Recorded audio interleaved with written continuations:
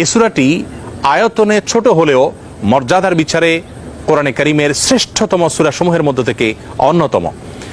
নবী করিম সাল্লাল্লাহু আলাইহি সাল্লাম এক হাদিসে বলেছেন, ইন্নাহা লাতাআদিলু সুলসাল কোরআন, নিশ্চয়ই সূরা ইখলাস এটি মর্যাদার বিচারে এবং সওয়াবের দিক থেকে কোরআন কারীমের 1/3 বা 1/3 সমতুল্য।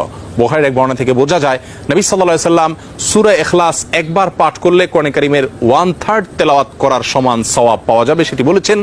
এর উপর ভিত্তি করে অনেক উলামায়ে কেরাম বলেছেন, 3 বার যদি কেউ কুল হুয়াল্লাহ সূরা বা সূরা ইখলাস পাঠ করে তাহলে আল্লাহ রাব্বুল আলামিন তাকে গোটা কোরআন একবার পড়ে শেষ করার সমান সওয়াব দান করবেন। অন্য আরেকটি হাদিসে বর্ণিত হয়েছে, এক ব্যক্তি সূরা ইখলাস পাঠ করেছেন, নবী সাল্লাল্লাহু আলাইহি ওয়াসাল্লাম সে শুনতে পেয়ে তিনি বলেছেন ওয়াজাবাত, অর্থাৎ তার জন্য ওয়াজিব হয়ে গেছে। সাহাবায়ে কেরাম জিজ্ঞাসা করেন, ইয়া রাসূলুল্লাহ কি ওয়াজিব হয়ে গেছে?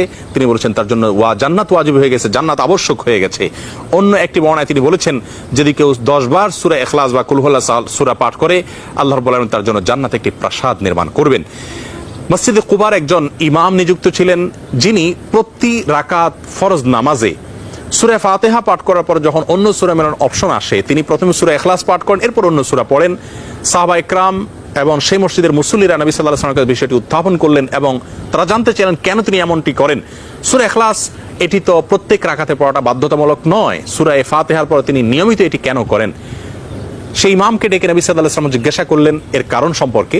তখন তিনি বলেন, ইয়া রাসূলুল্লাহ আমি সূরাটাকে